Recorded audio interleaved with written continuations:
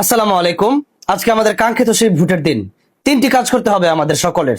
1 নম্বরে আমাদের আল্লাহর কাছে দোয়া করতে হবে, আল্লাহ যেন আজকের এই ভোটের মাধ্যমে আমাদেরকে বিজয় দান করেন, ইসলামের বিজয় দান করেন। নাম্বার 2, আমাদেরকে ন্যায় ইনসাফের পক্ষে ভোট দিতে হবে। নাম্বার 3, আমাদেরকে ভোট কেন্দ্র পাহারা দিতে হবে এবং অন্যায়ের প্রতিবাদ করতে হবে। তাহলে ইনশাআল্লাহ আমাদের বিজয় কেউ ঠেকাতে পারবে না। আজকে ইসলামের বিজয় হবেই হবে ইনশাআল্লাহ। অনেকেই হয়তো ভাবছে ইসলামের কি বিজয় হবে, কিন্তু একটু মনে করে দেখেন, শেখ হাসিনা যে দেশ থেকে পালিয়ে যাবে এটা কয়জন ভেবেছিল? দেশের 100% থেকে 1% মানুষ হয়তো ভাবে না এই কথাটা যে শেখ হাসিনাকে পালিয়ে যেতে হবে, কিন্তু শেখ হাসিনা পালিয়ে গিয়েছিল। আজকে সেরকম একটি দিন হয়তো আসছে। আসসালামু আলাইকুম, আশা করি আপনারা ভালো আছেন। আগামীকাল বাংলাদেশে জাতীয় সংসদ নির্বাচন অনুষ্ঠিত হবে। 13তম স্বাধীনতার 54 বছর পর এই প্রথম বাংলাদেশে একটা নির্বাচন হচ্ছে, যে নির্বাচনে দাদাদের দাদাগিরি থাকবে না এবং আধিপত্যবাদের পক্ষের দালালদের কোনো খবরদারি থাকবে না। জুলাই আন্দোলনের মাধ্যমে এই পথটা তৈরি হয়েছে। আমি বাংলাদেশের প্রত্যেক নাগরিকের কাছে অনুরোধ করব, সংসদে এমন প্রার্থীকে নির্বাচিত করেন যারা ইনসাফ এবং ন্যায়ের পক্ষে থাকবে, জাতীয়তাবাদ এবং ইসলামের মূল্যবোধের প্রতি সম্মান রাখবে। আপনার এলাকার প্রার্থী হয়তো অনেক টাকা নাই, অনেক বড় রাজনৈতিক দলের ব্যানার নাই, ফ্রেমিং নাই, কিন্তু সে সৎ এবং দুর্নীতির খাতায় তার নাম নাই, ওই প্রার্থীকে ভোট দিবেন। এবং আপনার এলাকার টোকাই, চাঁদাবাজ, ঋণ খেলাপি, নৈতিক চরিত্রে যাদের অবক্ষয় রয়েছে তাদেরকে বয়কট করবেন। এটাই জুলাই আন্দোলনের শিক্ষা। আমাদের ছাত্র সংসদ নির্বাচনগুলোতে যেভাবে ছাত্ররা, আমাদের তরুণ প্রজন্ম তাদের যোগ্য প্রার্থীদেরকে দিয়ে বাংলাদেশের প্রত্যেকটা ছাত্র সংসদে যোগ্য নেতৃত্ব দিয়েছে, ঠিক একইভাবে বাংলাদেশের জাতীয় নির্বাচনেও তরুণ প্রজন্ম ঠিক একই কাজটা করবে। এবং মা বোনদের প্রতি আমাদের অনুরোধ থাকবে, আপনার সন্তানকে যদি নৈতিক শিক্ষায় শিক্ষিত করতে চান এবং দেশের আগামী প্রজন্ম হিসেবে গড়ে তুলতে চান, তাহলে আধিপত্যবাদের বিরুদ্ধে যে লড়াই হাদি করে গিয়েছে সেই জায়গাতে আপনারা থাকবেন। সবশেষে একটা কথা বলবো, যে রাজনৈতিক কারণে বা বিভিন্ন কারণে আমরা হয়তো ফেসবুকে অনেক কথা বলছি, চেষ্টা করেছি ইনসাফ এবং ন্যায়ের পক্ষে থাকার জন্য। একজন রাজনৈতিক কর্মী হিসেবে, প্রবাসী নাগরিক হিসেবে, মুক্তিযোদ্ধার সন্তান হিসেবে সবার কাছে অনুরোধ করব, কোনো চাঁদাবাজ, ঋণ খেলাপিকে আপনারা দলীয় আদর্শের যে তকমা ওই জায়গাতে যেন আপনাদের আবেগকে ব্যবহার করতে না পারে। বাংলাদেশের আইন শৃঙ্খলা বাহিনী, প্রতিরক্ষা বাহিনী এবং সামরিক বাহিনী যেন কোনো রাজনৈতিক দলের লেজুর ভিত্তিক বাহিনীতে পরিণত না হয়।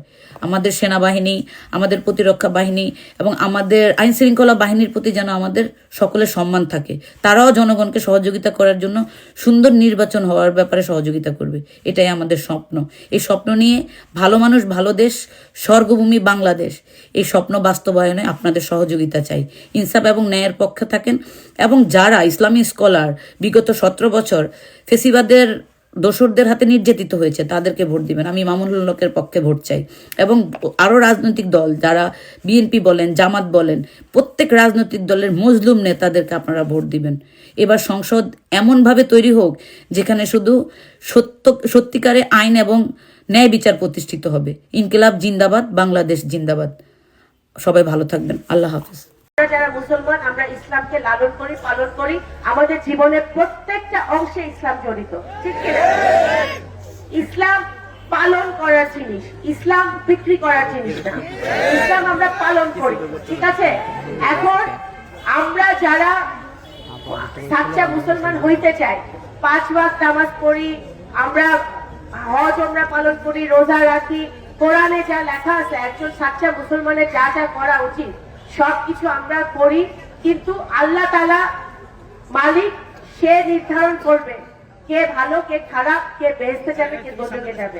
আমরা যারা দুনিয়াতে আসি আমাদের সেই ক্ষমতা নাই, কেউ জানে না, কেউ গ্যারান্টি দিতে পারে না কে দোজখে যাবে, কে বেহেশতে যাবে। আর যদি কেউ দেয় তাহলে তো সে আল্লাহর উপরে উঠে গেছে। নাফরমানি কথা, নাফরমানি কথা। আমরা এত ইবাদত করে, এত বন্দেগী করে, এত ধর্ম পালন করে আমরা কিন্তু কেউ এই দুনিয়ার কেউ গ্যারান্টি দিতে পারে না যে সে বেহেশতে যাবে নাকি দোজখে যাবে।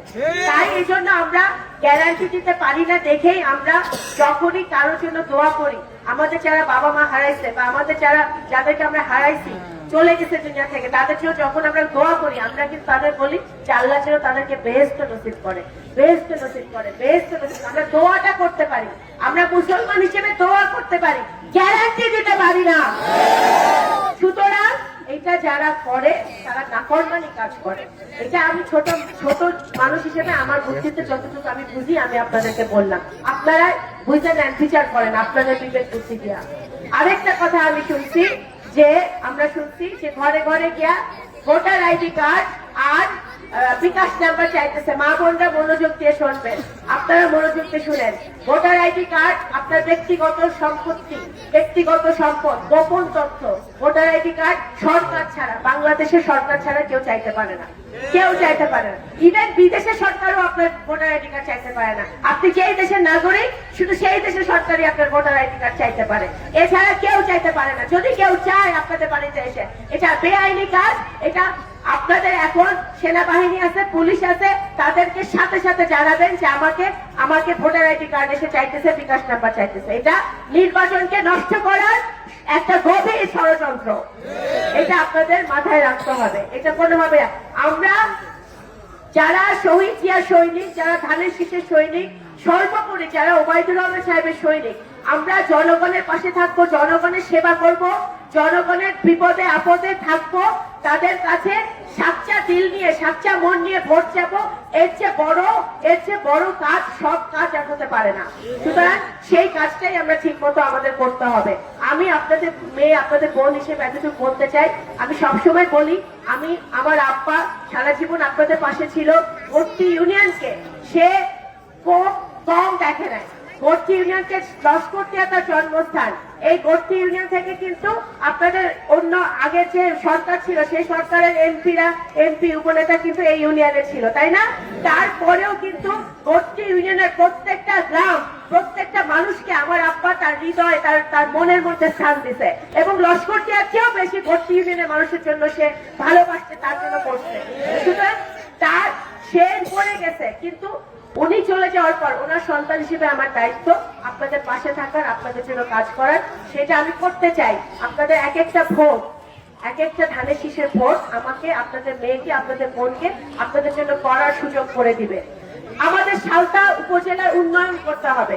এই যে আপনাদের হসপিটাল, যেটা এখনো শুরু হয় নাই, সেই হসপিটালটাকে আমি এর আগে স্বাস্থ্য সেবার কথা আমি সবসময় বলি, কারণ আমি এটা অনুভব করি যে আমাদের নগরকান্দা সালতায় ভালো স্বাস্থ্য সেবার ব্যবস্থা নাই। আমাদের হসপিটালটা এখানে সালতায় যেটা আছে সেটা আমাদের সম্পূর্ণরূপে ঠিক করতে হবে। মেবি এইটাকে আন্তর্জাতিক মানের একটি স্বাস্থ্য সেবায় পরিণত করতে হবে, যাতে আমাদের মা বোনরা, আমাদের মুরব্বীরা, আমাদের ভাই বোনরা, সব অত্র এলাকার জনগণ সেখানে স্বল্প মূল্যে ভালো স্বাস্থ্য সেবা পায়, সেটার ব্যবস্থা করতে হবে।